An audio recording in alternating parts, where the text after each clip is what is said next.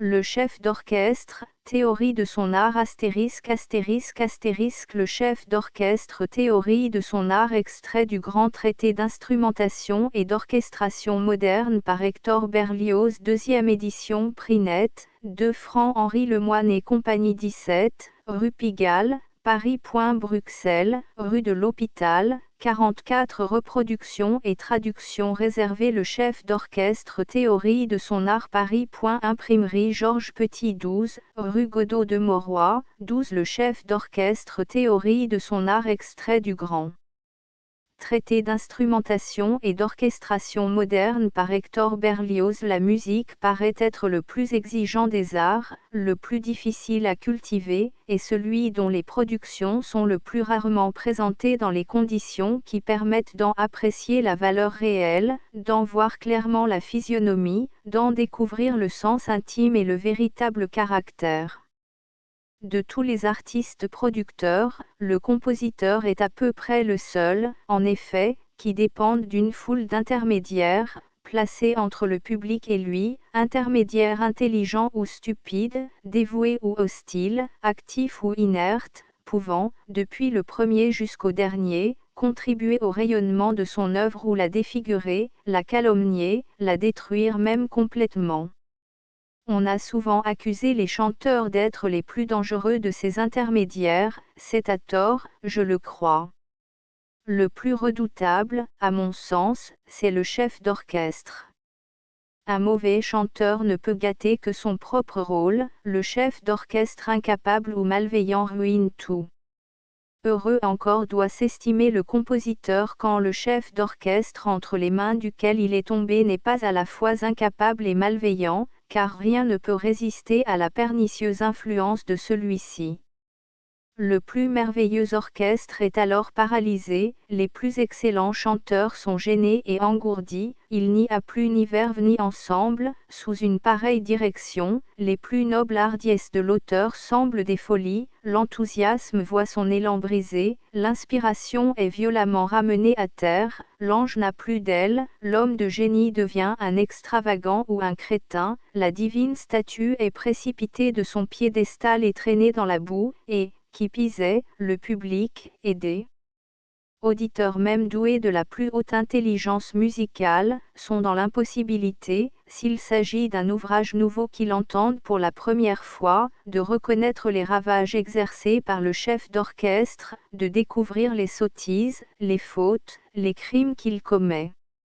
Si l'on aperçoit clairement certains défauts de l'exécution, ce n'est pas lui, ce sont ses victimes qu'on en rend en pareil cas responsable.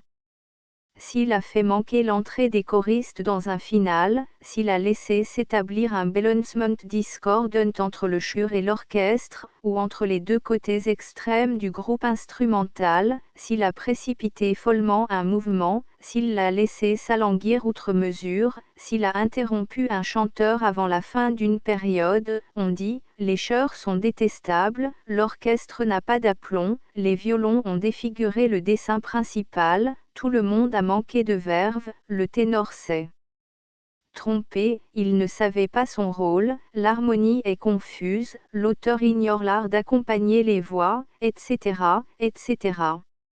Ce n'est guère qu'en écoutant les chefs d'œuvre déjà connus et consacrés, que les auditeurs intelligents peuvent découvrir le vrai coupable et faire la part de chacun, mais le nombre de ceux-ci encore est si restreint, que leur jugement reste de peu de poids et que le mauvais chef d'orchestre, en présence du même public qui sifflerait impitoyablement l'accident de voix d'un bon chanteur, trône, avec tout le calme d'une mauvaise conscience, dans sa scélératesse et son ineptie.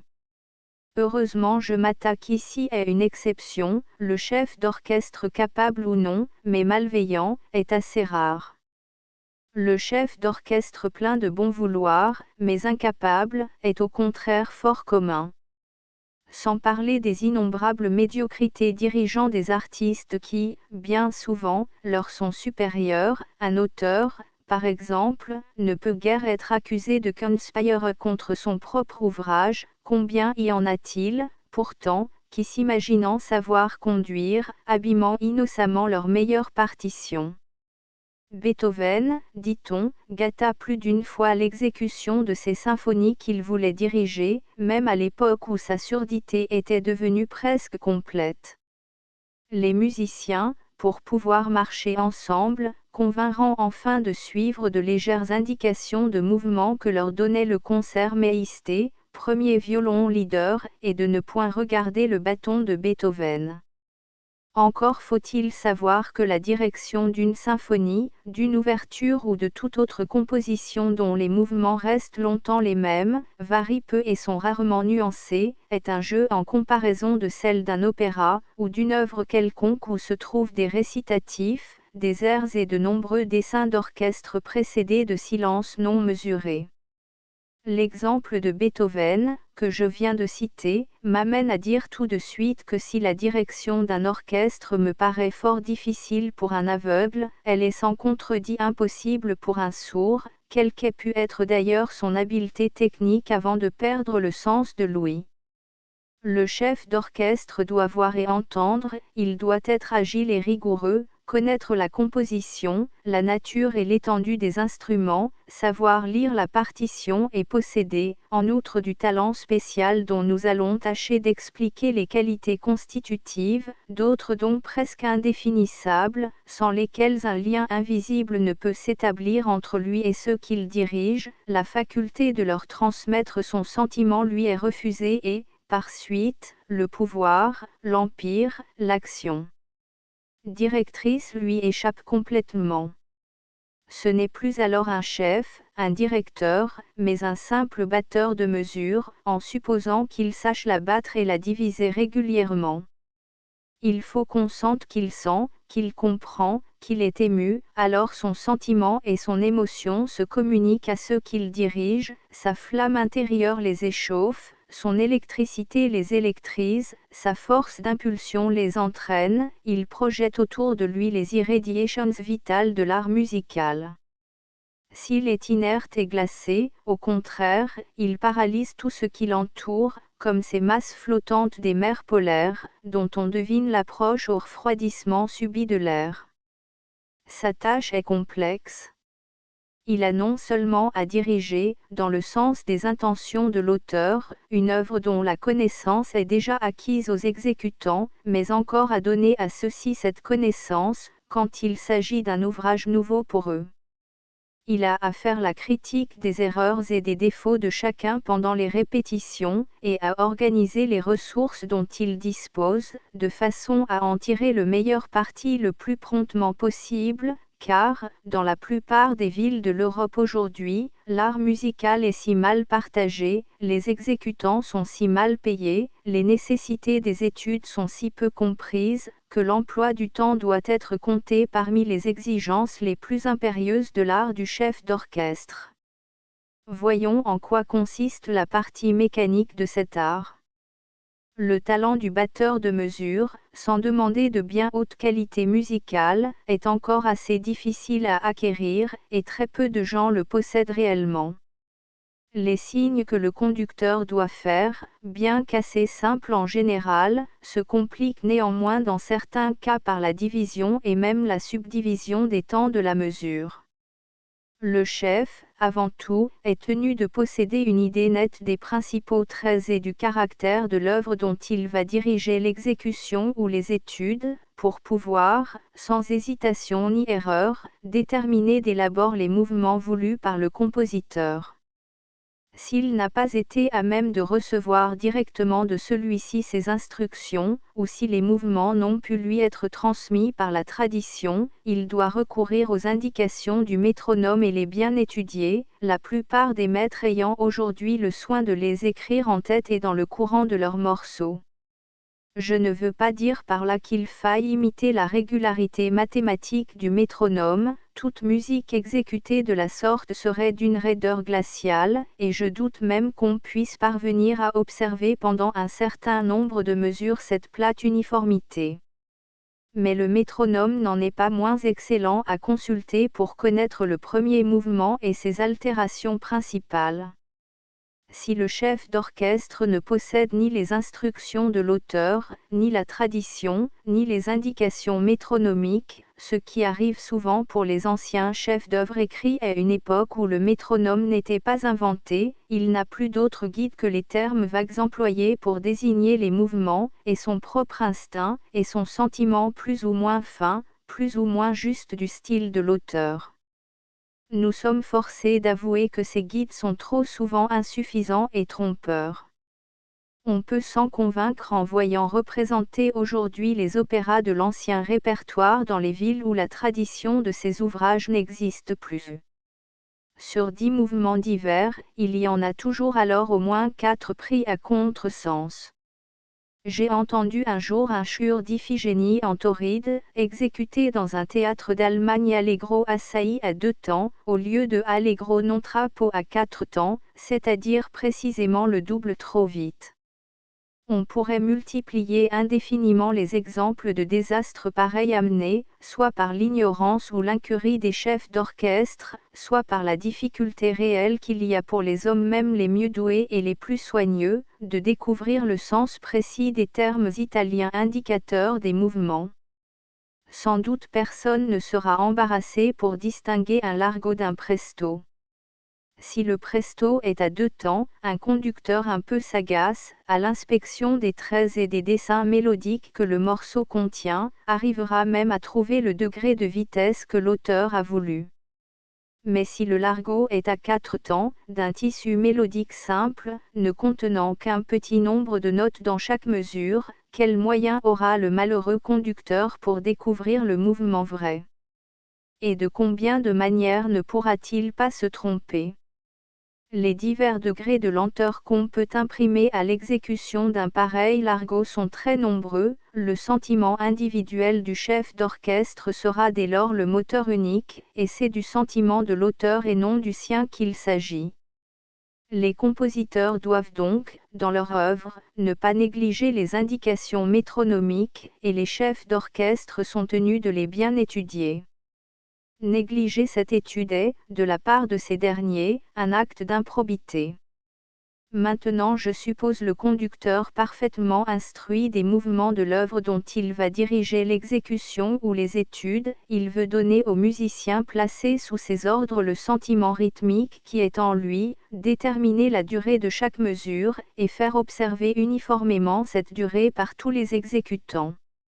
Or, cette précision et cette uniformité ne s'établiront dans l'ensemble plus ou moins nombreux de l'orchestre et du chœur, qu'au moyen de certains signes faits par le chef. Ces signes indiqueront les divisions principales, les temps de la mesure, et, dans beaucoup de cas, les subdivisions, les demi-temps. Je n'ai pas à expliquer ici ce qu'on entend par les temps forts et les temps faibles, je suppose que je parle à des musiciens.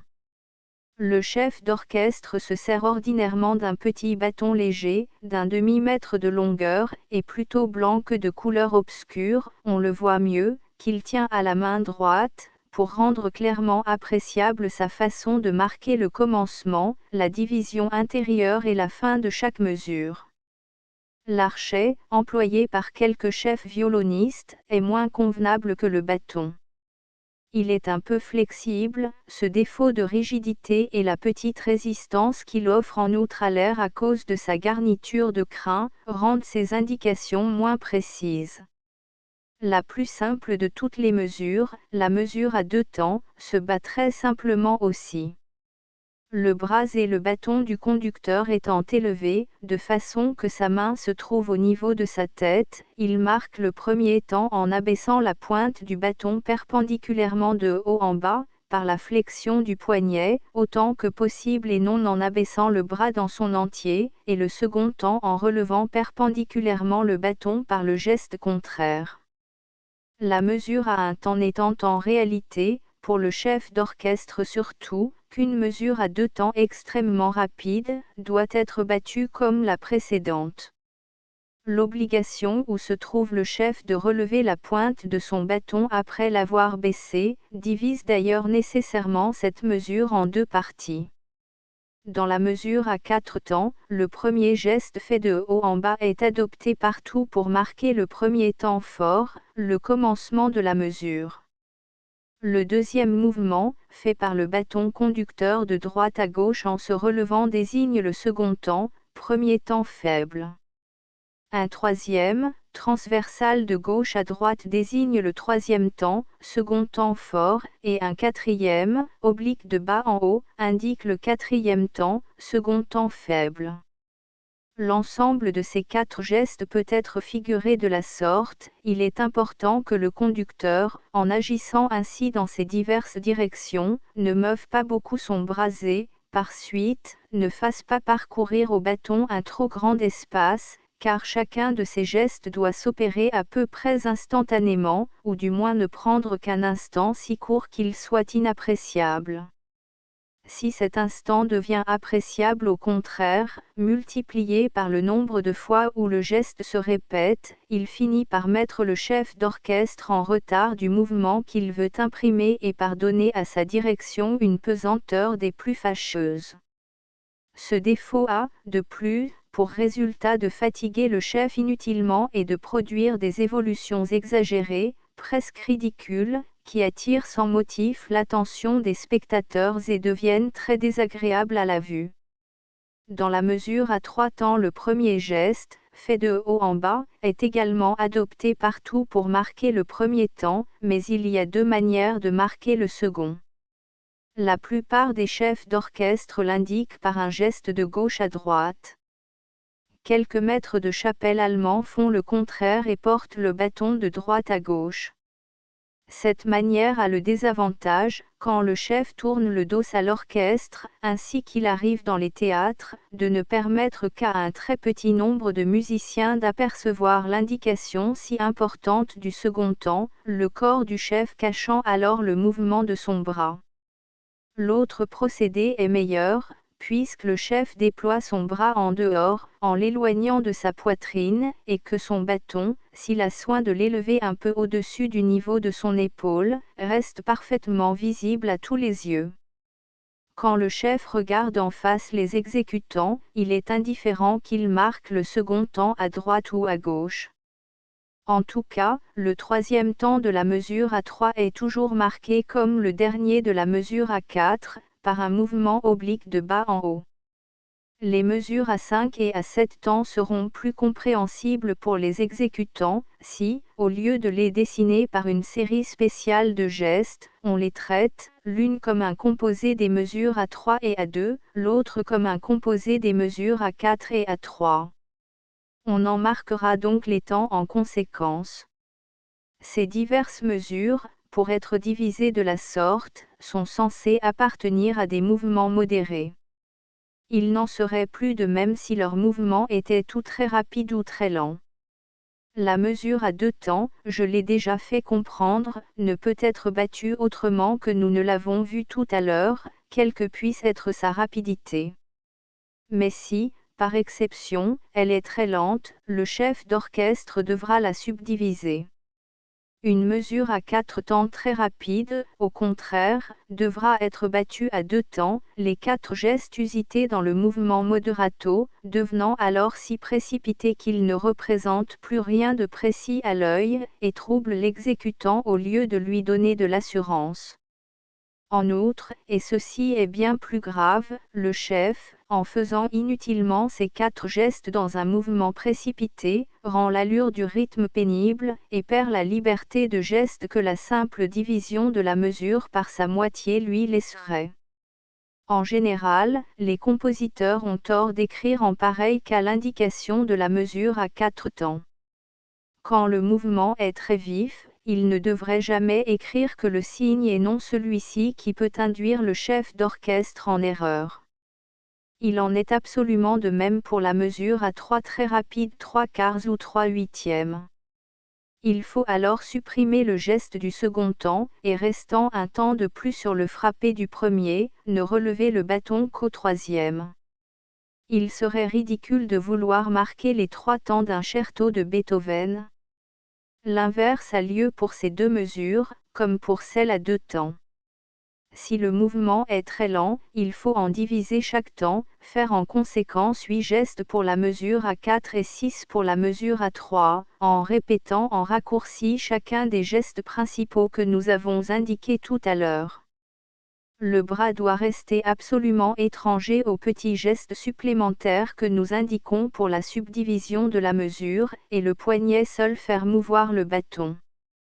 Cette division des temps a pour objet d'empêcher les divergences rythmiques qui pourraient aisément s'établir parmi les exécutants, pendant l'intervalle qui sépare un temps de l'autre. Car le chef n'indiquant rien pendant cette durée devenue assez considérable par suite de l'extrême lenteur du mouvement, les exécutants sont alors entièrement livrés à eux-mêmes, sans chef, et comme le sentiment rythmique n'est point le même chez tous, il s'ensuit que les uns pressant pendant que les autres retardent et que l'ensemble est bientôt détruit. On ne pourrait faire exception à cette règle qu'en dirigeant un orchestre du premier ordre, composé de virtuoses qui se connaissent bien, ont l'habitude de jouer ensemble et possèdent à peu près par cœur l'œuvre qu'ils exécutent.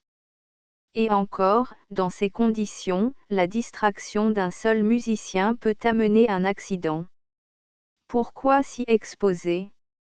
Je sais que certains artistes se trouvent blessés dans leur amour-propre d'être ainsi tenus en lisière, comme des enfants, disent-ils, mais aux yeux d'un chef qui n'a en vue que l'excellence du résultat final, cette considération n'a pas de valeur. Même dans un quatuor, il est rare que le sentiment individuel des exécutants soit entièrement libre de se donner carrière. Dans une symphonie, c'est de celui du chef qu'il s'agit, c'est dans l'art de le comprendre et de le reproduire avec ensemble que consiste la perfection de l'exécution, et les velléités individuelles, qui d'ailleurs ne peuvent s'accorder entre elles, ne sauraient être admises à se manifester. Ceci compris, on devine que la subdivision est encore bien plus essentielle pour les mesures composées très lentes, telles que celles à 6 quarts, à 6 huitièmes, à 9 huitièmes, à 12 huitièmes, etc. Mais ces mesures, où le rythme ternaire joue un si grand rôle, peuvent être décomposées de plusieurs façons. Si le mouvement est vif ou modéré, il ne faut guère indiquer que les temps simples de ces mesures, d'après le procédé adopté pour les mesures simples analogues. Les mesures à 6 huitièmes allegretto et à 6 quarts allegro seront donc battues comme celles à 2 temps, égales ou 2 quarts. On marquera la mesure à 9 huitièmes allegro comme celle à 3 quarts moderato, ou comme celle à 3 huitièmes andantino, la mesure à 12 huitièmes moderato ou allegro, comme on marque la mesure à 4 temps simples. Mais si le mouvement est adagio et à plus forte raison largo assai, andante maestoso, on devra, selon la forme de la mélodie ou du dessin prédominant, marquer soit toutes les croches, soit une noire suivie d'une croche chaque temps.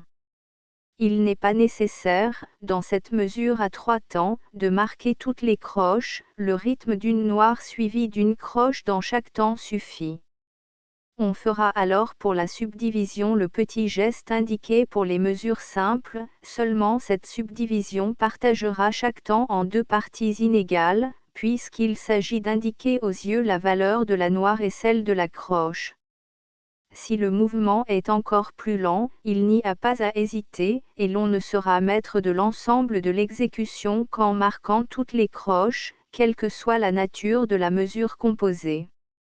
Dans ces 3 mesures, avec les mouvements indiqués, le chef d'orchestre marquera 3 croches par temps, 3 en bas et 3 en haut pour la mesure à 6 huitièmes. 3 en bas, 3 à droite et 3 en haut, pour la mesure à 9 huitièmes. 3 en bas, 3 à gauche, 3 à droite et 3 en haut, pour la mesure à 12 huitièmes. Une circonstance difficile se présente quelquefois, c'est quand, dans une partition, certaines parties sont, pour obtenir un contraste, rythmées à 3 pendant que les autres parties conservent le rythme à 2. Sans doute, si la partie des instruments avant dans cet exemple est confiée à des musiciens très musiciens, il n'y a pas de nécessité de changer la manière de marquer la mesure, et le chef peut continuer à la subdiviser par 6 ou à la diviser simplement par 2, mais la plupart des exécutants paraissant hésiter au moment où, par l'emploi de la forme syncopée, le rythme ternaire intervient dans le rythme binaire et s'y mêle, voici le moyen de leur donner de l'assurance. L'inquiétude que leur cause la subite apparition de ce rythme inattendu et que le reste de l'orchestre contrarie, porte toujours instinctivement les exécutants à jeter un coup d'œil sur le chef, comme pour lui demander assistance. Celui-ci doit alors les regarder aussi, se tourner un peu vers eux et leur marquer par de très petits gestes le rythme ternaire, comme si la mesure était à 3 temps réels, de telle façon que les violons et les autres instruments jouant dans le rythme binaire ne puissent remarquer ce changement qui les dérangerait tout à fait. Il résulte de ce compromis que le rythme nouveau à 3, étant marqué secrètement par le chef, s'exécute alors avec assurance, pendant que le rythme à 2, déjà fermement établi, se continue sans peine, bien que le chef ne le dessine plus. D'un autre côté, rien, à mon avis, n'est plus blâmable et plus contraire au bon sens musical que l'application de ce procédé au passage où il n'y a pas superposition de deux rhythms de natures opposées, et où se rencontre seulement l'emploi des syncopes. Le chef, divisant la mesure par le nombre des accents qui s'y trouvent contenus, détruit alors l'effet de la forme syncopée, pour tous les auditeurs qui le voient, et substitue un plat changement de mesure à un jeu de rythme du plus piquant intérêt. C'est ce qui arrive si l'on marque les accents au lieu des temps, dans ce passage de la symphonie pastorale de Beethoven, et si l'on fait les 6 gestes ci-dessus indiqués au lieu des 4 établis auparavant, qui laissent apercevoir et font mieux sentir la syncope, cette soumission volontaire à une forme rythmique que l'auteur a destinée à être contrariée est une des plus énormes fautes de style qu'un batteur de mesure puisse commettre. Il est une autre difficulté très inquiétante pour le chef d'orchestre et pour laquelle il a besoin de toute sa présence d'esprit, c'est celle que présente la superposition de mesures différentes.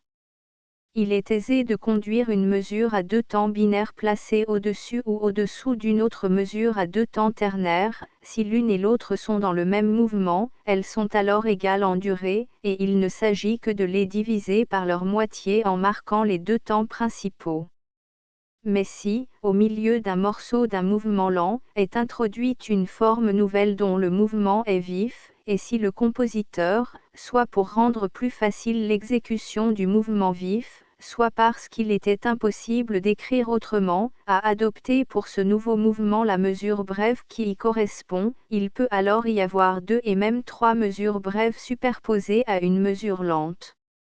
La tâche du chef est de faire marcher et de maintenir ensemble ces mesures diverses en nombre inégal et ces mouvements dissemblables.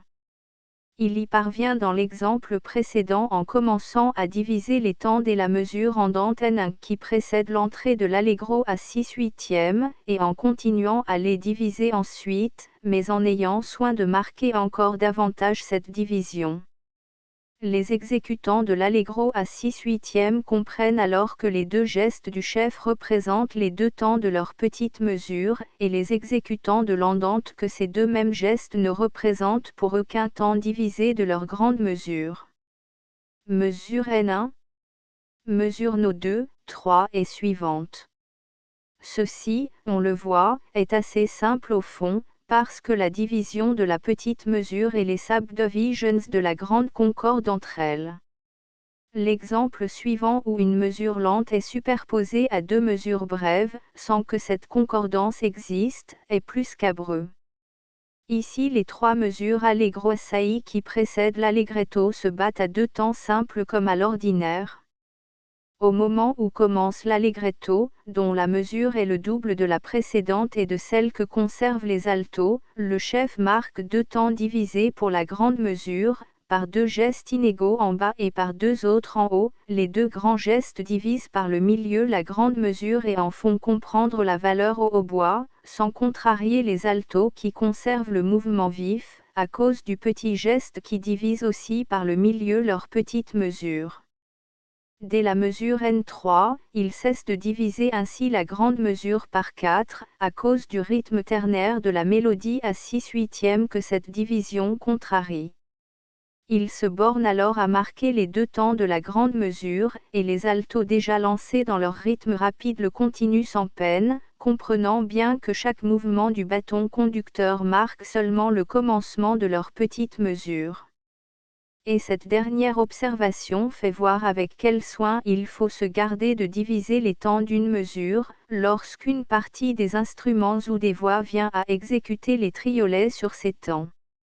Cette division, coupant alors par le milieu la seconde note du triolet, en rendrait l'exécution chancelante et pourrait l'empêcher tout à fait. Il faut même s'abstenir de cette division des temps de la mesure par deux, un peu avant le moment où le dessin rythmique ou mélodique va venir les diviser par trois, afin de ne pas donner d'avance aux exécutants le sentiment d'un rythme contraire à celui qu'ils vont avoir à faire entendre. Dans cet exemple, la subdivision de la mesure par 6, ou la division des temps par 2, est utile et ne présente aucun inconvénient pendant la mesure N1. On fait alors le geste, mais il faut s'en abstenir dès le début de la mesure N2 et se borner au geste simple à cause du triolet placé sur le troisième temps, et à cause du suivant que les gestes doubles contrarieraient beaucoup. Dans la fameuse scène du bal de Don Giovanni de Mozart, la difficulté de faire marcher ensemble les trois orchestres écrits dans trois mesures différentes est moindre qu'on ne croit. Il suffit de marquer toujours en bas chaque temps du tempo diminuetto. Une fois entré dans l'ensemble, le petit allegretto à 3/8 dont une mesure entière représente un tiers ou un temps de celle du minuetto, et l'autre allegro à 3/4 dont une mesure entière en représente 2/3 ou 2 temps, s'accordent parfaitement ensemble et avec le thème principal, et marchent sans le moindre embarras. Le tout est de les faire entrer à propos. Une faute grossière que j'ai vu commettre consiste à élargir la mesure d'un morceau à 2 temps, quand l'auteur y a introduit des triolets de blanche. En pareil cas, la troisième blanche n'ajoute rien à la durée de la mesure, comme quelques chefs semblent le croire. On peut, si l'on veut, et si le mouvement est lent ou modéré, marquer ces passages en dessinant la mesure à 3 temps, mais la durée de la mesure entière doit rester absolument la même. Dans le cas où ces triolets se rencontreraient dans une mesure très brève à 2 temps, allegro assai, les trois gestes font alors confusion, et il faut absolument n'en faire que 2, un frappé sur la première blanche et un levé sur la troisième.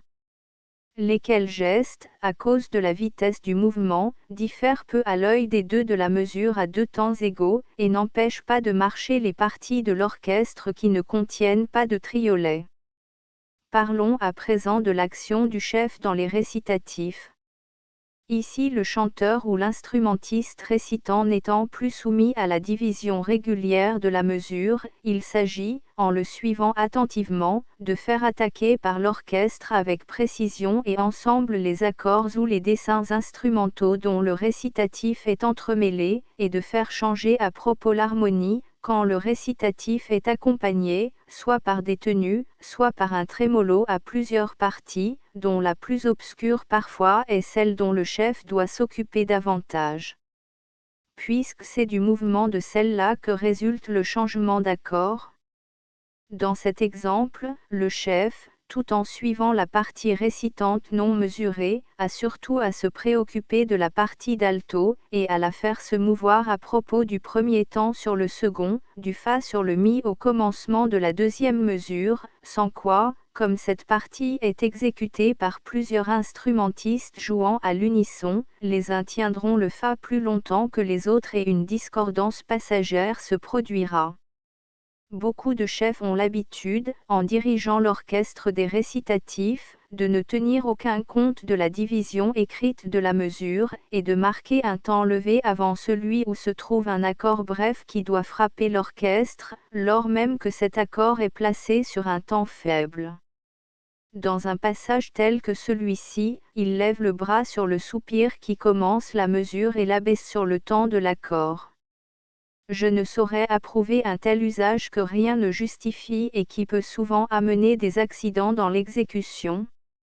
Je ne vois pas d'ailleurs pourquoi on cesserait, dans les récitatifs, de diviser la mesure régulièrement et de marquer les temps réels à leur place, comme dans la musique mesurée. Je conseille donc, pour l'exemple précédent, de frapper le premier temps en bas comme à l'ordinaire, et de porter le bâton à gauche pour faire attaquer l'accord sur le second temps, et ainsi de suite pour les cases analogues en divisant toujours la mesure régulièrement. Il est très important en outre de la diviser d'après le mouvement précédemment indiqué par l'auteur, et de ne pas oublier, si ce mouvement est allegro ou maestoso, et si la partie récitante a longtemps récité sans accompagnement, de donner à tous les temps, quand l'orchestre rentre, la valeur de ceux d'un allegro ou d'un maestoso. Car quand l'orchestre joue seul il est en général mesuré, il ne joue sans mesure que s'il accompagne la voix récitante ou l'instrument récitant. Dans le cas exceptionnel où le récitatif est écrit pour l'orchestre lui-même, ou pour le chœur, ou bien pour une partie de l'orchestre ou du chœur, comme il s'agit de faire marcher ensemble, soit à l'unisson, soit en harmonie, mais sans mesure exacte, un certain nombre d'exécutants, c'est alors le chef d'orchestre qui est le vrai récitant et qui donne à chaque temps de la mesure la durée qu'il juge convenable. Suivant la forme de la phrase, tantôt il divise et subdivise les temps, tantôt il marque les accents, tantôt les doubles croches s'il y en a, enfin il dessine avec son bâton la forme mélodique du récitatif. Bien entendu que les exécutants, sachant leurs notes à peu près par cœur, ont l'œil constamment fixé sur lui, sans quoi on ne peut obtenir ni assurance ni ensemble. En général, même pour la musique mesurée, le chef d'orchestre doit exiger que les musiciens qu'il dirige le regardent le plus souvent possible. Pour un orchestre qui ne regarde pas le bâton conducteur, il n'y a pas de chef. Souvent, après un point d'orgue, par exemple, le chef est obligé de s'abstenir de faire le geste décisif qui va déterminer l'attaque de l'orchestre, jusqu'à ce qu'il voie les vœux de tous les musiciens fixés sur lui. C'est au chef, pendant les répétitions, de les accoutumer à le regarder simultanément au moment important. Si, dans la mesure ci-jointe, dont le premier temps portant un point d'orgue peut être prolongé indéfiniment, on n'observait pas la règle que je viens d'indiquer, le trait ne pourrait être lancé avec aplomb et ensemble, les musiciens qui ne regardent pas le bâton conducteur ne pouvant savoir quand le chef détermine le second temps et reprend le mouvement suspendu par le point d'orgue. Cette obligation pour les exécutants de regarder leur chef implique nécessairement pour celui-ci l'obligation de se laisser bien voir par eux. Il doit, quelle que soit la disposition de l'orchestre, sur des gradins ou sur un plan horizontal, s'arranger de façon à être le centre de tous les rayons visuels. Il faut au chef d'orchestre, pour l'exaucer et le mettre bien en vue, une estrade spéciale, d'autant plus élevée que le nombre des exécutants est plus grand et occupe un plus vaste espace. Que son pupitre ne soit pas assez haut pour que la planchette portant la partition cache sa figure, car l'expression de son visage entre pour beaucoup dans l'influence qu'il exerce, et si le chef n'existe pas pour un orchestre qui ne sait ou ne veut pas le regarder, il n'existe guère davantage s'il ne peut être bien vu. Quant à l'emploi d'un bruit quelconque produit par des coups du bâton du chef sur son pupitre, ou de son pied sur son estrade, on ne peut que le blâmer sans réserve. C'est plus qu'un mauvais moyen, c'est une barbarie. Seulement si, dans un théâtre, les évolutions de la mise en scène empêchent les choristes de voir le bâton conducteur, le chef est obligé, pour assurer après un silence l'attaque du chœur, d'indiquer cette attaque en marquant le temps qui la précède par un léger coup de bâton sur son pupitre. Cette circonstance exceptionnelle est la seule qui puisse justifier l'emploi d'un bruit indicateur, encore est-il regrettable qu'on soit obligé d'y recourir. À propos des choristes et de leur action dans les théâtres, il est bon de dire ici que les directeurs du chant se permettent souvent de marquer la mesure dans les coulisses, sans voir le bâton du chef, souvent même sans entendre l'orchestre. Il en résulte que cette mesure arbitraire, battue plus ou moins mal, ne pouvant s'accorder avec celle du chef, établit inévitablement une discordance rythmique entre les chœurs et le groupe instrumental, et bouleverse l'ensemble au lieu de contribuer à l'établir. Autre barbarie traditionnelle que le chef d'orchestre intelligent et énergique a pour mission de détruire. Si un chœur ou un morceau instrumental est exécuté derrière la scène sans la participation de l'orchestre principal, un autre chef est absolument nécessaire pour le conduire. Si l'orchestre accompagne ce groupe, le premier chef, qui entend la musique lointaine, est alors rigoureusement tenu de se laisser conduire par le second et de suivre de l'oreille ses mouvements. Mais si, comme il arrive souvent dans la musique moderne, la sonorité du grand orchestre empêche le premier chef d'entendre ce qui s'exécute loin de lui, l'intervention d'un mécanisme spécial conducteur du rythme devient indispensable pour établir une communication instantanée entre lui et les exécutants éloignés. On a fait en ce genre des essais plus ou moins ingénieux, dont le résultat n'a pas partout répondu à ce qu'on en attendait. Celui du théâtre de Covent Garden, à Londres, que le pied du chef d'orchestre fait mouvoir, fonctionne assez bien. Seul le métronome électrique établi par M. Verbrugge au théâtre de Bruxelles ne laisse rien à désirer. Il consiste en un appareil de ruban de cuivre, partant d'une pile de volta placée sous le théâtre, venant s'attacher au pupitre chef, et aboutissant à un bâton mobile fixé par un de ses bouts sur un pivot, devant une planche à quelque distance que ce soit du chef d'orchestre. Au pupitre de celui-ci est adaptée une touche en cuivre assez semblable à une touche de piano, élastique et armée à sa face inférieure d'une protubérance de 3 ou 4 lignes de longueur. Immédiatement au-dessous de la protubérance se trouve un petit godet en cuivre également et rempli de mercure.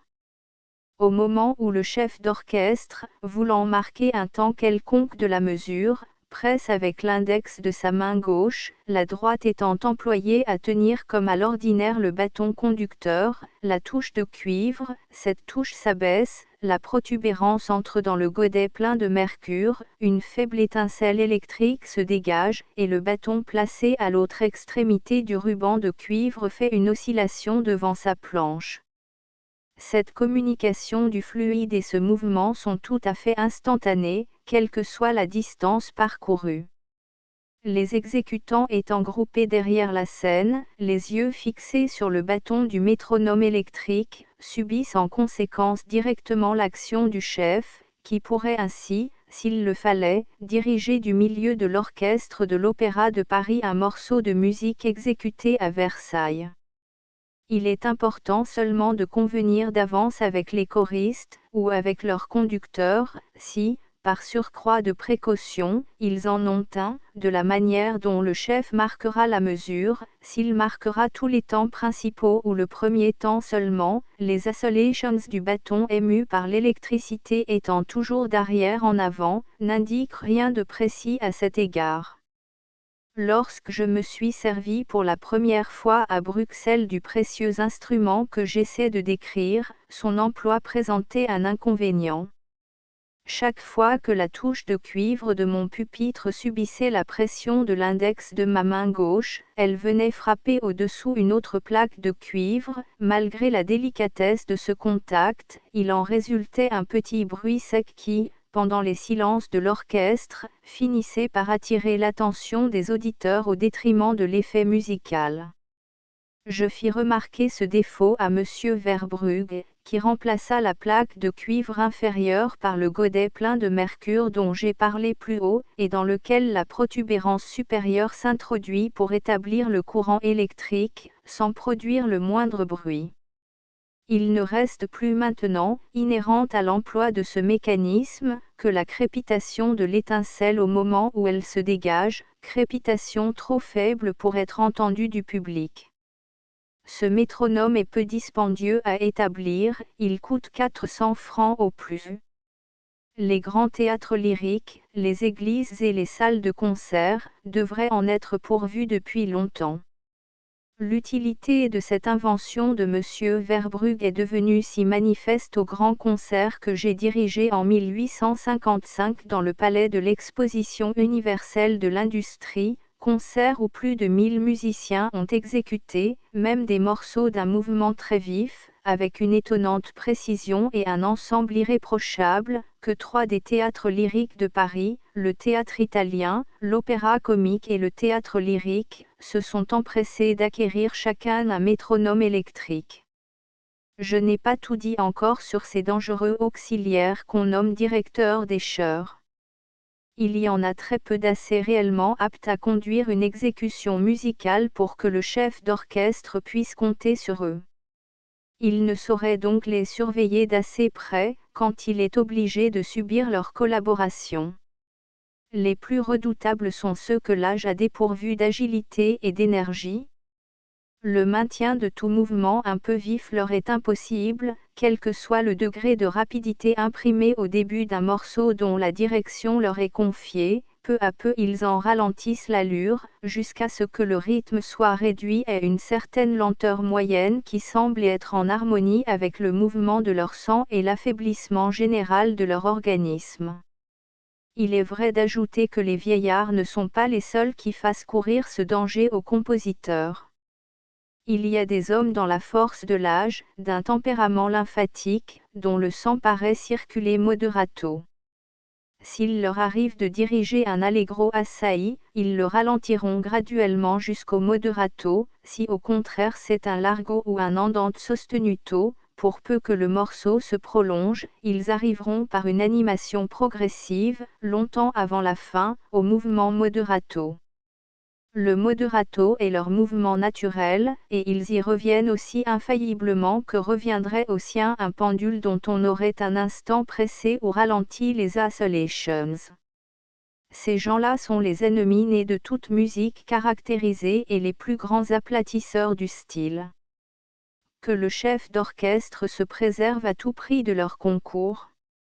Un jour, dans une grande ville que je ne veux pas nommer, il s'agissait d'exécuter derrière la scène un chœur très simple écrit à 6/8 dans le mouvement allegretto. L'intervention du maître de chant devint nécessaire, c'était un vieillard. Le mouvement de ce chœur étant d'abord déterminé par l'orchestre, notre Nestor le suivait tant bien que mal pendant les premières mesures, mais bientôt après, le ralentissement devenait tel qu'il n'y avait plus moyen de continuer sans rendre le morceau complètement ridicule. On recommença 2 fois, 3 fois, 4 fois, on employa une grande demi-heure en efforts de plus en plus irritants, et toujours avec le même résultat. La conservation du mouvement allegretto était absolument impossible à ce brave homme. Enfin le chef d'orchestre impatienté vint le prier de ne pas conduire du tout. Il avait trouvé un expédient, il fit simuler au choriste un mouvement de marche, en élevant tour à tour chaque pied sans changer de place. Ce mouvement étant en rapports exacts avec le rythme binaire de la mesure à 6/8 dans un allegretto, les choristes, qui n'étaient plus empêchés par leur directeur, exécutèrent aussitôt le morceau, comme s'ils eussent chanté en marchant, avec autant d'ensemble que de régularité, et sans ralentir. Je reconnais pourtant que plusieurs directeurs des chœurs ou sous-chefs d'orchestre sont quelquefois d'une véritable utilité, et même indispensables pour maintenir l'ensemble des grandes masses d'exécutants. Lorsque ces masses sont forcément disposées de manière à ce qu'une partie des musiciens ou des choristes tourne le dos au chef, celui-ci a besoin alors d'un certain nombre de sous-batteurs de mesure placés devant ceux des exécutants qui ne voient pas le premier chef, et chargés de reproduire tous ses mouvements.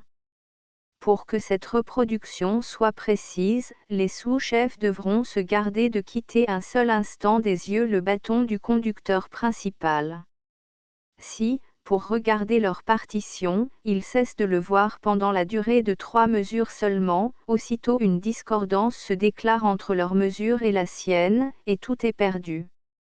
Dans un festival où 1200 exécutants se trouvaient réunis sous ma direction à Paris, en 1844, je dus employer 5 directeurs du chœur placés tout autour de la masse vocale, et 2 sous-chefs d'orchestre dont l'un dirigeait les instruments avant et l'autre les instruments à percussion. Je leur avais bien recommandé de me regarder sans cesse, ils ne l'oublièrent pas, et nos 8 bâtons, s'élevant et s'abaissant sans la plus légère différence de rythme, établirent parmi nos 1200 musiciens l'ensemble le plus parfait dont on n'ait jamais eu d'exemple. Avec un ou plusieurs métronomes électriques maintenant, il ne semble plus nécessaire de recourir à ce moyen.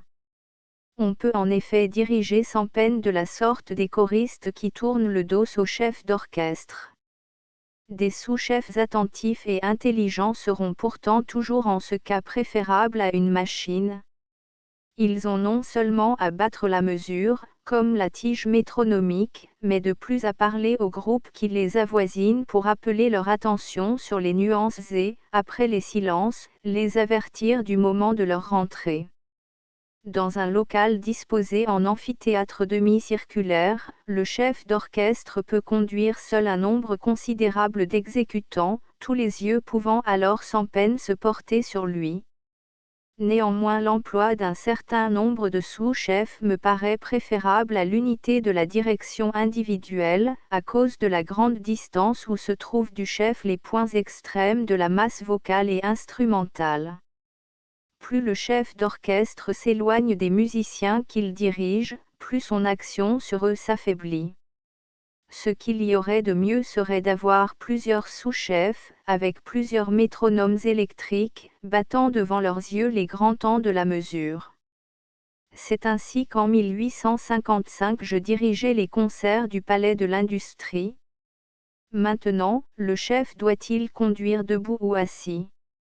Si dans les théâtres, où l'on exécute des partitions d'une durée énorme, il est bien difficile de résister à la fatigue en restant debout toute la soirée, il n'en est pas moins vrai que le chef d'orchestre assis perd une partie de sa puissance et ne peut donner libre carrière à sa verve, s'il en a dirigera t-il en lisant sur une grande partition ou sur un premier violon conducteur, comme cela se pratique dans quelques théâtres. Il aura sous les yeux une grande partition évidemment. Conduire à l'aide d'une partie contenant seulement les principales rentrées instrumentales, la basse et la mélodie, impose inutilement un travail de mémoire au chef qui n'a pas devant lui la partition complète, et l'expose en outre, s'il s'avise de dire qu'il se trompe à l'un des musiciens dont il ne peut contrôler la partie, à ce que celui-ci lui réponde « Qu'en savez-vous ?» La disposition et le groupement des musiciens et des choristes rentrent encore dans les attributions du chef d'orchestre, surtout pour les concerts. Il est impossible d'indiquer d'une façon absolue le meilleur groupement du personnel des exécutants dans un théâtre et dans une salle de concert, la forme et l'arrangement de l'intérieur des salles influant nécessairement sur les déterminations à prendre au pareil cas. Ajoutons qu'elles dépendent en outre du nombre des exécutants qu'il s'agit de grouper, et dans quelques occasions, du mode de composition adopté par l'auteur de l'œuvre qu'on exécute. En général, pour les concerts, un amphithéâtre de 8 ou au moins de 5 gradins est indispensable. La forme demi-circulaire est la meilleure pour cet amphithéâtre. S'il est assez large pour contenir tout l'orchestre, la masse entière des instrumentistes sera disposée sur les gradins, les premiers violons sur le devant à droite, les seconds violons sur le devant à gauche, les altos dans le milieu entre les deux groupes de violons, les flûtes, hautbois, clarinettes, cordes et bassons derrière les premiers violons, un double rang de violoncelles et de contrebasses derrière les seconds violons, les trompettes, cornets, trombones et tubas derrière les altos, le reste des violoncelles et des contrebasses derrière les instruments avant en bois, les harpes sur l'avant-scène tout près du chef d'orchestre, les timbales et les autres instruments à percussion derrière les instruments de cuivre, le chef d'orchestre tournant le dos au public, tout en bas de l'amphithéâtre et près des premiers pupitres des premiers et des seconds violons. Il devra y avoir un plancher horizontal, une scène plus ou moins large, s'étendant au-devant du premier gradin de l'amphithéâtre. Sur ce plancher les choristes seront placés en éventail, tournés de 3/4 vers le public et pouvant tous aisément voir les mouvements du chef d'orchestre. Le groupement des choristes par catégorie de voix sera différent selon que l'auteur a écrit à 3, à 4 ou à 6 parties. En tout cas les femmes, soprani et contralti, seront devant, assises, les ténors debout derrière les contralti, les basses debout derrière les soprani. Les chanteurs et virtuoses solistes occuperont le centre et la partie antérieure de l'avant-scène, et se placeront toujours de manière à pouvoir, en tournant un peu la tête, voir le bâton conducteur. Au reste, je le répète, ces indications ne sont qu'approximatives, elles peuvent être par beaucoup de raisons modifiées de diverses manières.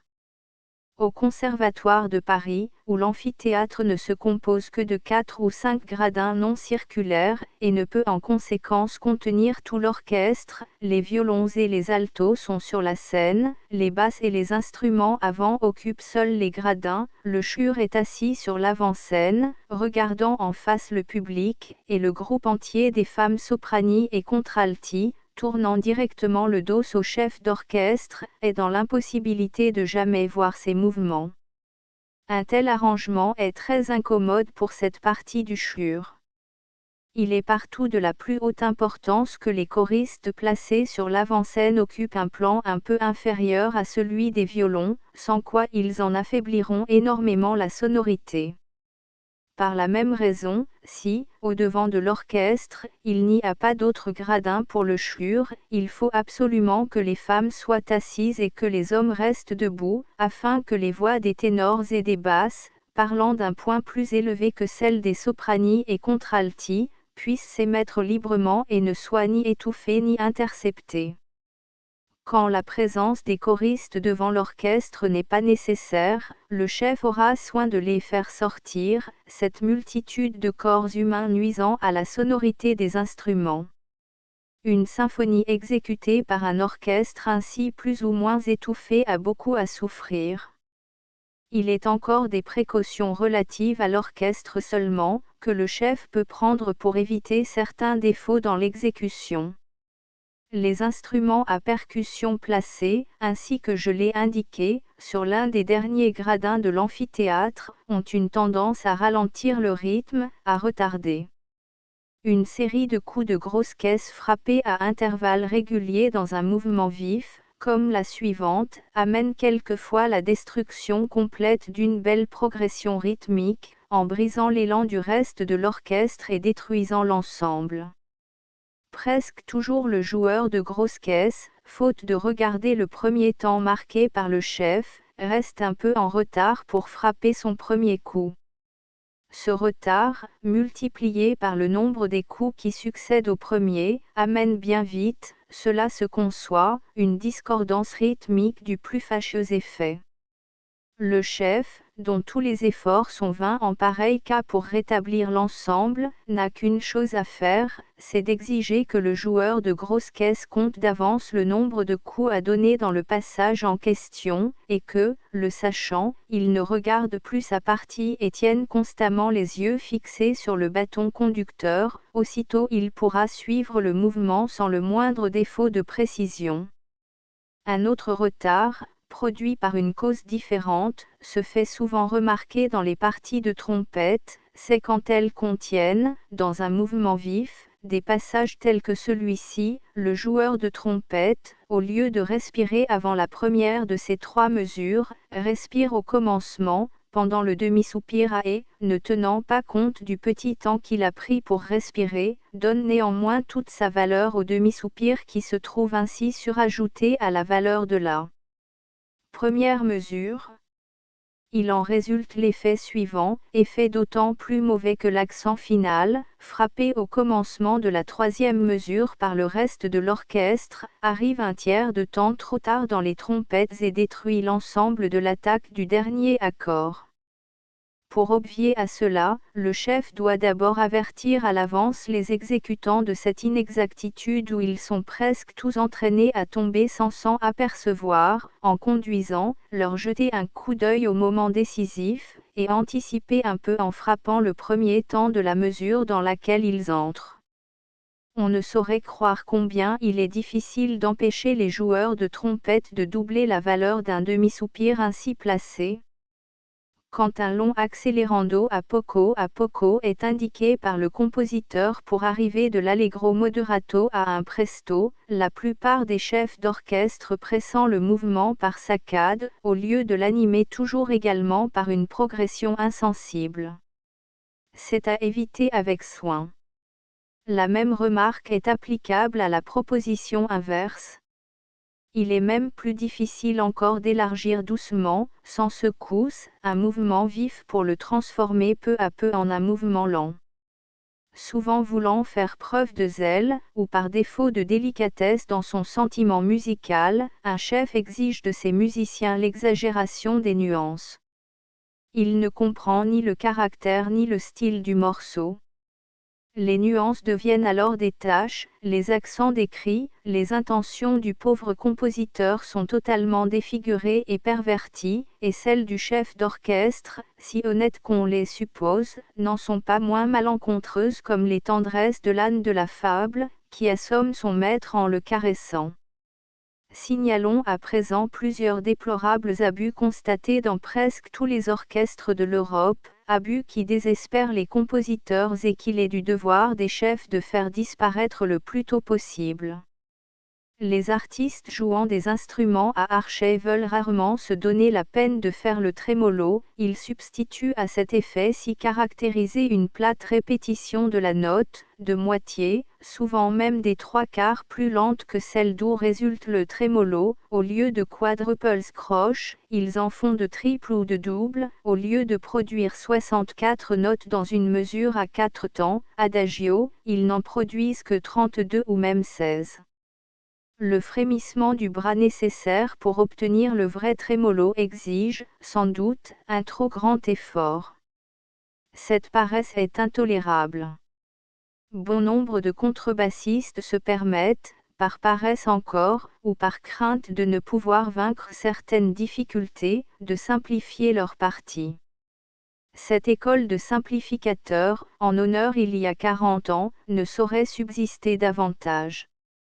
Dans les œuvres anciennes les parties de contrebasse sont fort simples, il n'y a donc aucune raison de les appauvrir encore, celles des partitions modernes sont un peu plus difficiles, il est vrai, mais, à de très rares exceptions près, on n'y trouve rien d'inexécutable, les compositeurs maîtres de leur art les écrivent avec soin et telles qu'elles doivent être exécutées.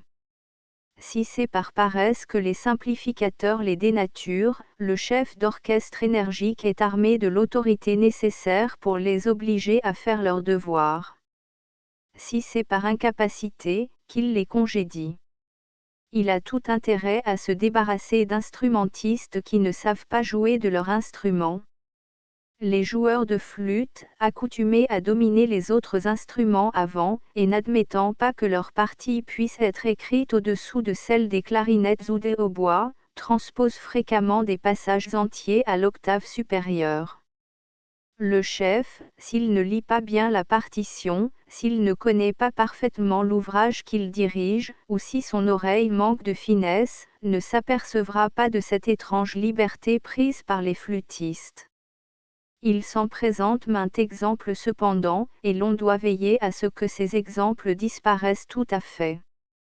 Il arrive partout, je ne dis pas dans quelques orchestres seulement, il arrive partout, je le répète, que les violonistes chargés, on le sait, d'exécuter à 10, à 15, à 20, la même partie à l'unisson, ne comptent pas leurs mesures de silence, par paresse toujours, et se reposent de ce soin les uns sur les autres.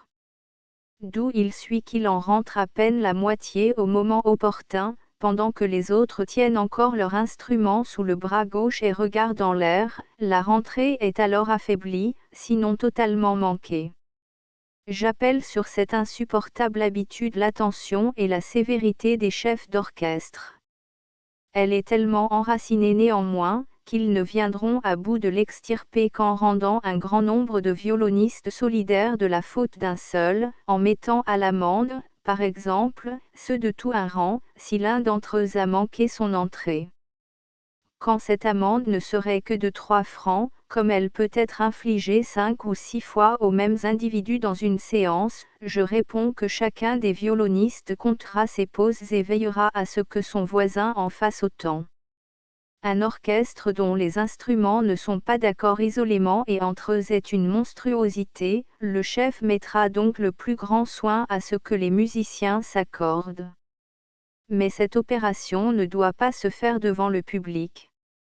De plus, toute rumeur instrumentale et tout prélude pendant les entr'actes constitue une offense réelle faite aux auditeurs civilisés.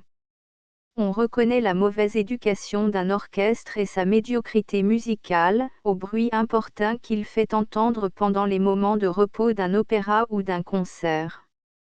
Il est encore impérieusement imposé au chef d'orchestre de ne pas laisser les clarinettistes se servir toujours du même instrument, de la clarinette en si, sans égard pour les indications de l'auteur, comme si les diverses clarinettes, celles en ré et en la surtout, n'avaient pas un caractère spécial dont le compositeur instruit connaît tout le prix, et comme si la clarinette en la n'avait pas d'ailleurs un demi-ton au grave de plus que la clarinette en si, l'u dièse d'un excellent effet produit par le mi, lequel mi ne donne que le ré, sur la clarinette en si.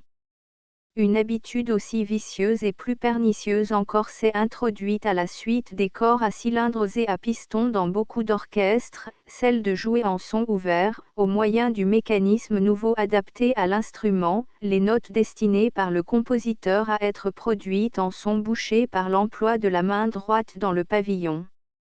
En outre, les cornistes maintenant, à cause de la facilité que les pistons ou cylindres leur donnent de mettre leur instrument dans divers tons, ne se servent que du corps en fa, quel que soit le ton indiqué par l'auteur.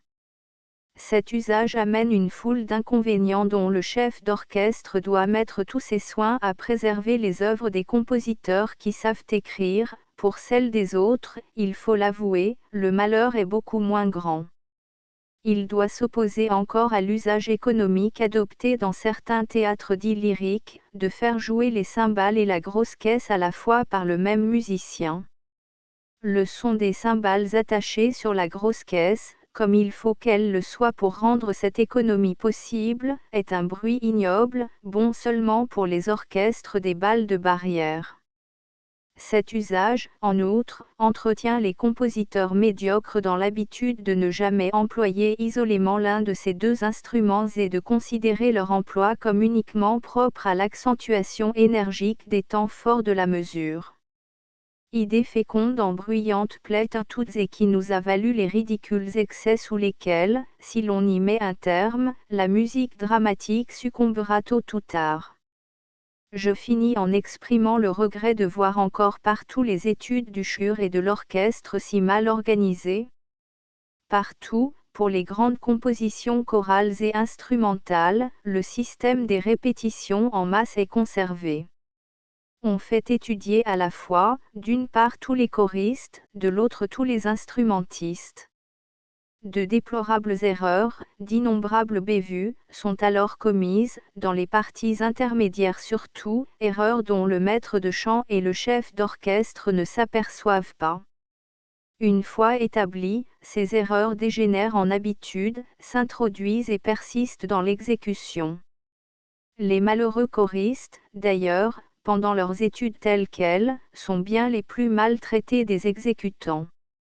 Au lieu de leur donner un bon conducteur sachant les mouvements, instruit dans l'art du chant, pour battre la mesure et faire les observations critiques, un bon pianiste jouant une partition de piano bien faite sur un bon piano et un violoniste pour jouer à l'unisson ou à l'octave des voix, chaque partie étudiée isolément, au lieu de ces trois artistes indispensables, on les confie, dans les 2/3 des théâtres lyriques de l'Europe, à un seul homme qui n'a pas plus d'idée de l'art de conduire que de celui de chanter, peu musicien en général, choisi parmi les plus mauvais pianistes qu'on a pu trouver, ou plutôt qui ne joue pas du piano du tout, déplorable invalide qui, assis devant un instrument délabré, discordant, tâche de déchiffrer une partition disloquée qu'il ne connaît pas, frappe des accords faux, majeurs quand ils sont mineurs et réciproquement, et, sous prétexte de conduire et d'accompagner à lui tout seul, emploie sa main droite pour que les choristes se trompent de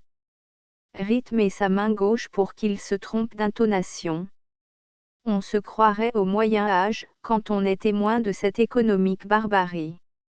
Une interprétation fidèle, colorée, inspirée, d'une œuvre moderne, confiée même à des artistes d'un ordre élevé, ne se peut obtenir, je le crois fermement, que par des répétitions partielles. Il faut faire étudier chaque partie d'un chur isolément, jusqu'à ce qu'elle soit bien sue, avant de l'admettre dans l'ensemble. La même marche est à suivre pour l'orchestre d'une symphonie un peu compliquée.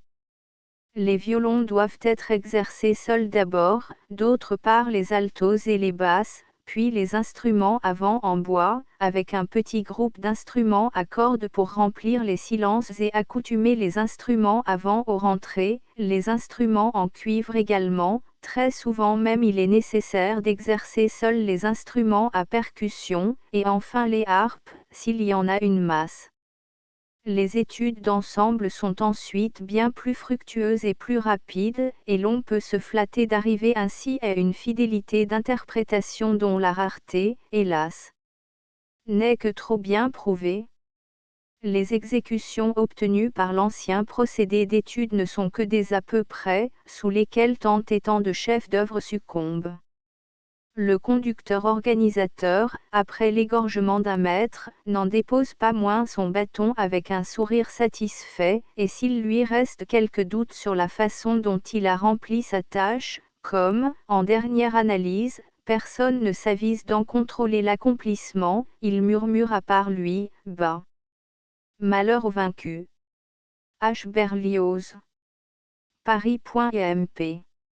Georges Petit, 12 rue Godot de Mauroy.12016-02. End of the project Gutenberg e-book. Le chef d'orchestre, théorie de son art. Updated editions will replace the previous one. The all editions will be renamed.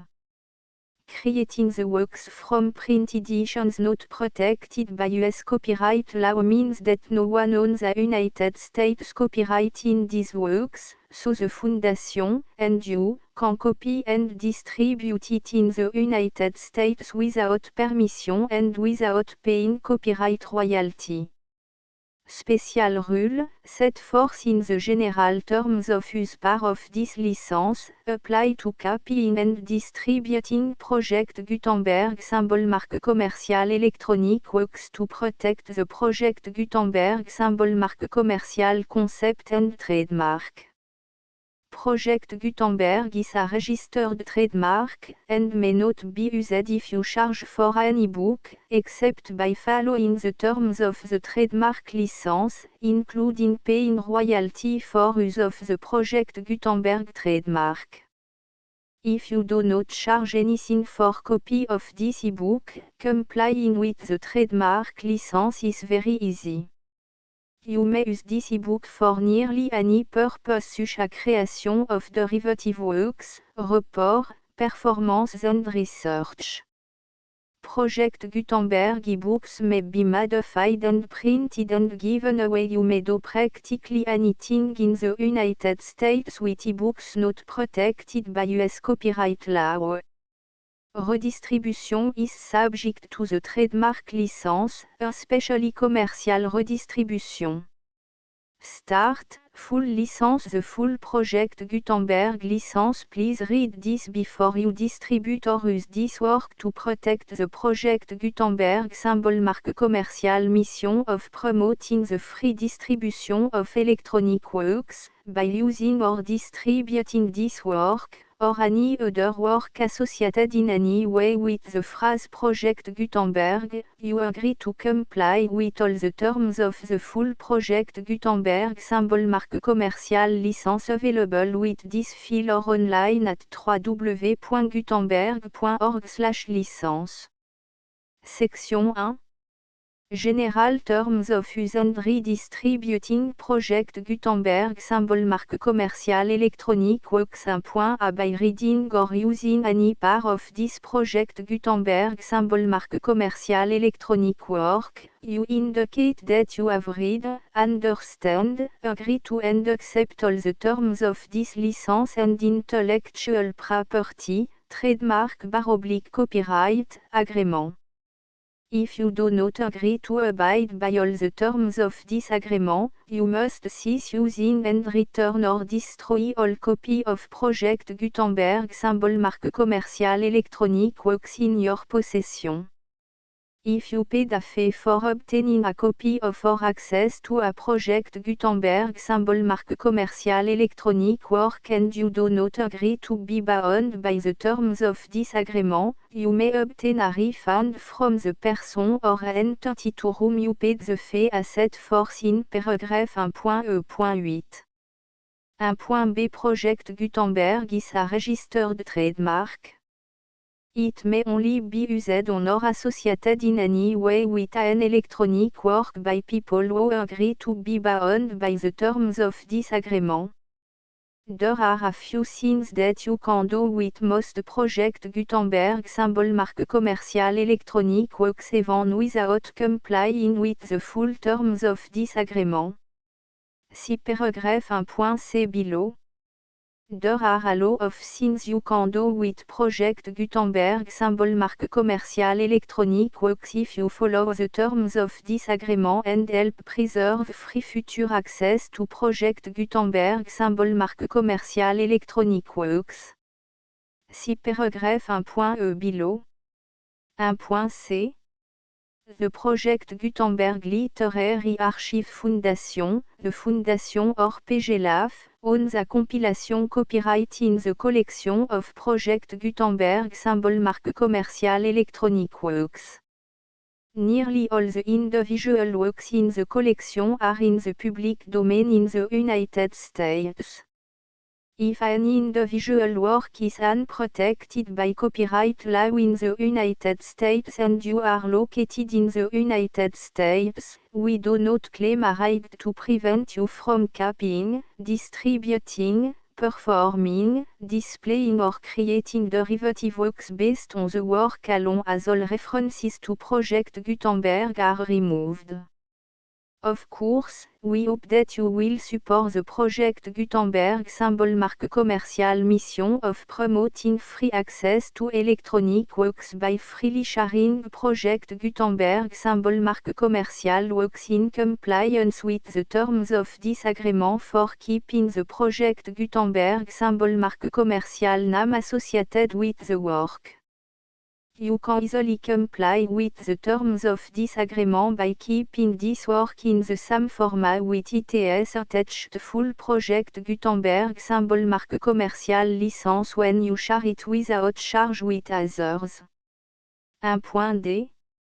The copyright laws of the place where you are located also govern what you can do with this work. Copyright laws in most countries are in a constant state of change. If you are outside the United States, check the laws of your country in addition to the terms of this agreement before downloading, copying, displaying, performing, distributing or creating derivative works based on this work or any other Project Gutenberg symbol marque commercial work. The Foundation makes no representations concerning the copyright status of any work in any country other than the United States. 1.e Unless you have removed all references to Project Gutenberg. 1.e.1. The following sentence, with active links to, or other immediate access to, the full Project Gutenberg symbol marque commerciale license must appear prominently whenever any copy of a Project Gutenberg symbol marque commerciale work, any work on which the phrase Project Gutenberg appears, or with which the phrase Project Gutenberg is associated, is accessed, displayed, performed, viewed, copied or distributed. This ebook is for the use of anyone anywhere in the United States and most other parts of the world at no cost and with almost no restriction whatsoever. You may copy it, give it away or reuse it under the terms of the Project Gutenberg license included with this ebook or online at www.gutenberg.org. If you are not located in the United States, You will have to check the laws of the country where you are located before using this ebook. 1.e.2 If an individual project Gutenberg symbol marque commercial electronic work is derived from texts not protected by US copyright law, does not contain a notice indicating that it is posted with permission of the copyright holder, the work can be copied and distributed to anyone in the United States without paying any fees or charge.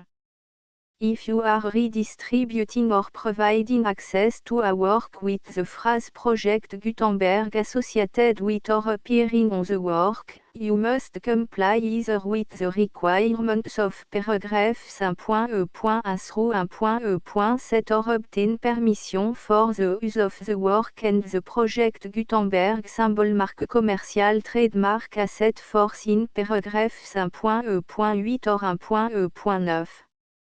1.e.3 If an individual project Gutenberg symbol marque commercial electronic work is posted with the permission of the copyright holder, your use and distribution must comply with both paragraph 5.e.1 through 1.e.7 and any additional terms imposed by the copyright holder. Additional terms will be linked to the Project Gutenberg symbol marque commercial license for all works posted with the permission of the copyright holder found at the beginning of this work.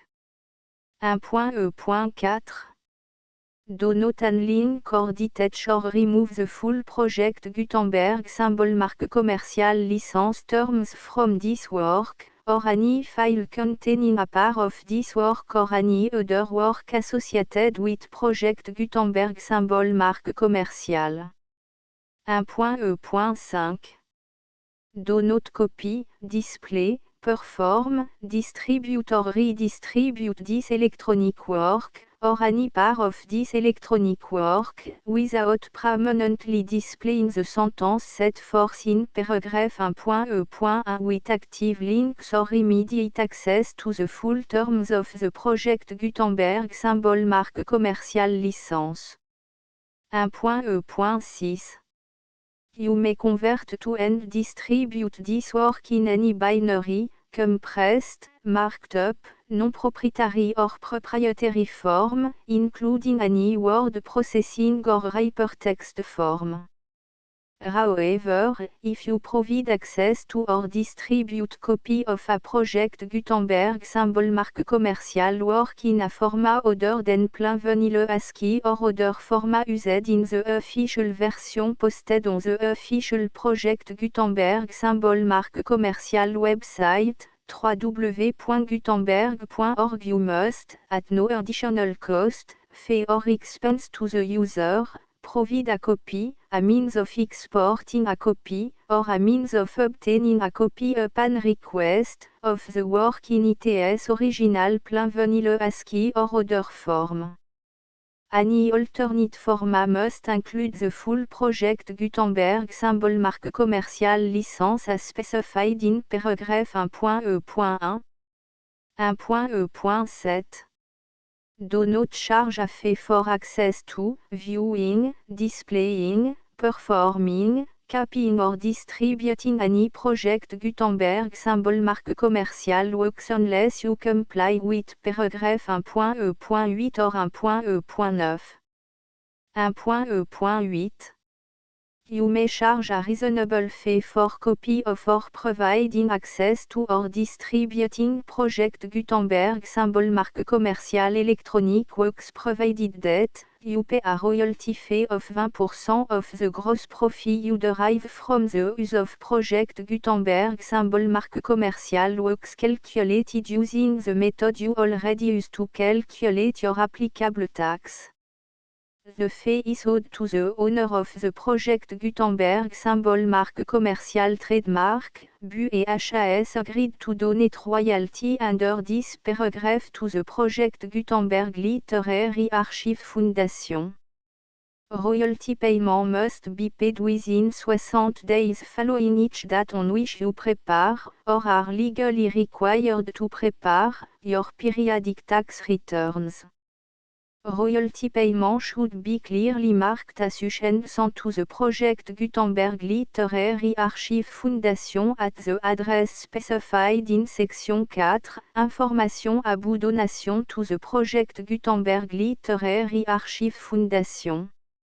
You provide a full refund of any money paid by a user who notifies you in writing, or by email, within 30 days of receipt that // does not agree to the terms of the full Project Gutenberg symbol marque commercial license.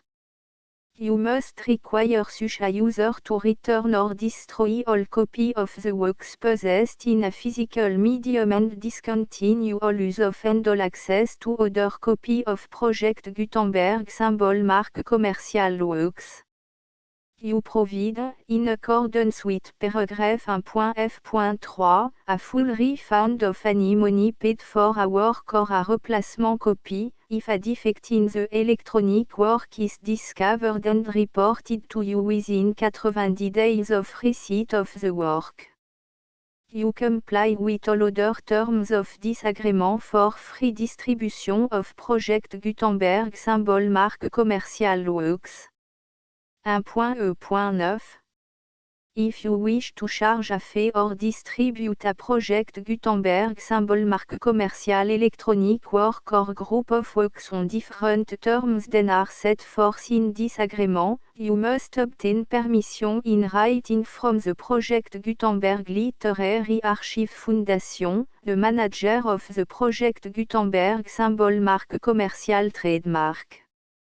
Contact the Foundation as set forth in Section 3 below. 1.f1.f.1 Project Gutenberg volunteers and employees expend considerable effort to identify, do copyright research on, transcribe and proofread works not protected by US copyright law in creating the Project Gutenberg symbol marque commercial collection.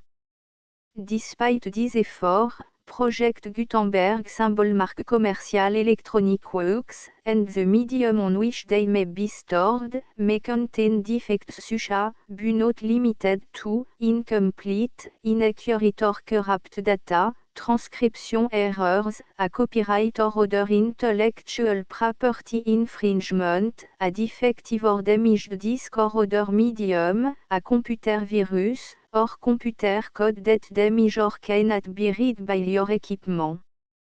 1.f.2 Limited warranty, disclaimer of damage, except for the right of replacement or refund described in paragraph 1.f.3, the Project Gutenberg Literary Archive Foundation, the owner of the Project Gutenberg symbol marque commercial trademark, and any other party distributing a Project Gutenberg symbol marque commercial electronic work under this agreement, disclaim all liability to you for damages, costs and expenses, including legal fees.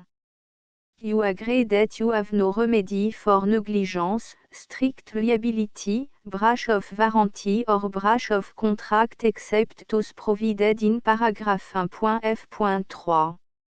You agree that the Foundation, the trademark owner, and any distributor under this agreement will not be liable to you for actual, direct, indirect, consequential, punitive or incidental damages even if you give notice of the possibility of such damage. 1.f.3 Limited right of replacement or refund, if you discover a defect in this electronic work within 90 days of receiving it, you can receive a refund of the money, if any, you paid for it by sending a written explanation to the person you received the work from. If you received the work on a physical medium, you must return the medium with your written explanation. The person or entity that provided you with the defective work may elect to provide a replacement copy in lieu of a refund. If you received the work electronically, the person or entity providing it to you may choose to give you a second opportunity to receive the work electronically in lieu of a refund. If the second copy is also defective, you may demand a refund in writing without further opportunities to fix the problem. 1.f.4 Except for the limited right of replacement or refund set forth in paragraph 1.f.3, this work is provided to you as, with no other warranties of any kind, express or imply, including but not limited to warranties of merchantability or fitness for any purpose. 1.f.5 Some states do not allow disclaimers of certain implied warranties or the exclusion or limitation of certain type of damages. If any disclaimer or limitation set forth in this agreement violates the law of the state applicable to this agreement, the agreement shall be interpreted to make the maximum disclaimer or limitation permitted by the applicable state law. The invalidity or unenforceability of any provision of this agreement shall not void the remaining provision. 1.f.6 Indemnity, you agree to indemnify and hold the foundation, the trademark owner, any agent or employee of the foundation, anyone providing copy of Project Gutenberg symbol marque commercial electronic works in accordance with this agreement, and any volunteers associated with the production, promotion and distribution of Project Gutenberg symbol marque commercial electronic works, harmless from all liability, costs and expenses, including legal fees, that arise directly or indirectly from any of the following which you do or cause to occur. A. Distribution of this or any Project Gutenberg symbol marque commercial work. B. Alteration, modification, or addition or deletions to any Project Gutenberg symbol marque commercial work. And C. Any defective cause. Section 2. Information about the mission of Project Gutenberg symbol marque commercial. Project Gutenberg symbol marque commercial is synonymous with the free distribution of electronic works in format readable by the widest variety of computer including obsolete, old, middle-aged and new computer. It exists because of the effort of hundreds of volunteers and donations from people in all walks of life. Volunteers and financial support to provide volunteers with the assistance they need are critical to reaching Project Gutenberg symbol marque commercial's goals and ensuring that the Project Gutenberg symbol marque commercial collection will remain freely available for generations to come. In 2001, the Project Gutenberg Literary Archive Foundation was created to provide a secure and permanent future for Project Gutenberg symbol marque commercial and future generations. To learn more about the Project Gutenberg Literary Archive Foundation and how your efforts and donations can help, see section 3 and 4 and the Foundation information page at www.gutenberg.org. Section 3. Information about the Project Gutenberg Literary Archive Foundation. The Project Gutenberg Literary Archive Foundation is a non-profit 501(c)(3) educational corporation organized under the laws of the state of Mississippi and granted tax-exempt status by the Internal Revenue Service. The Foundation SEIN or Federal Tax Identification Number is 64 à 6 221 541. Contribution to the Project Gutenberg Literary Archive Foundation are tax deductible to the full extent permitted by U.S. federal laws and your state's laws.